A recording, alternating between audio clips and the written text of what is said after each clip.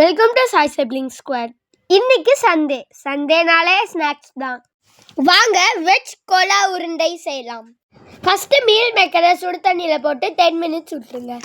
இப்போ காட்டன் எடுத்து மீல் மேக்கரை போட்டு பிழிஞ்சுக்கோங்க. இந்த மாதிரி நீங்கள் பண்ணீங்கன்னா உங்களுக்கு சூடே தெரியாது, நீங்கள் ஈஸியாக பிழிஞ்சிடலாம்.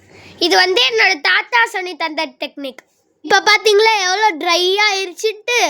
இப்போ இதை ஒரு பவுலில் ட்ரான்ஸ்ஃபர் பண்ணிக்கோங்க. மிக்ஸி ஜாரில் பொட்டுக்கடலை 2 ஸ்பூன்ஸ், சோம்பு 1 spoon, chilli powder 1 spoon, salt உங்களுக்கு எவ்வளோ வேணுமோ போட்டுக்கோங்க, புதினா கொஞ்சம், இஞ்சி பூண்டு பேஸ்ட்டு கொஞ்சம், கருவேப்பிலை போட்டு நல்லா அரைச்சிக்கோங்க. இந்த மாதிரி வந்தோடனே மீல் மேக்கரையும் அதிலே போட்டு அரைங்க. இதுக்கு நடுவில் என்னோட மம்மி அரிசி மாவு மறந்துட்டாங்க, நான் போய் வாங்கிட்டு வரேன். 1 ஸ்பூன் அரிசி மாவு போட்டு திரும்பியும் அரைச்சிக்கலாம். ஒரு ஆனியனை கட் பண்ணி அதோட மிக்ஸ் பண்ணிக்கலாம். இந்த மாதிரி பால் செஞ்சு எண்ணெயில் போட்டு ஃப்ரை பண்ணிக்கோங்க. நம்மளோட கோல்டன் ப்ரௌன் வெஜ் கோலா உருண்டை ரெடி ஆயிடுச்சு. டேஸ்ட் பண்ண நீங்கள் ரெடியா? இதுக்கு தொட்டுக்க சாஸோடு சாப்பிட்டீங்கன்னா அல்டிமேட்டாக இருக்கும்.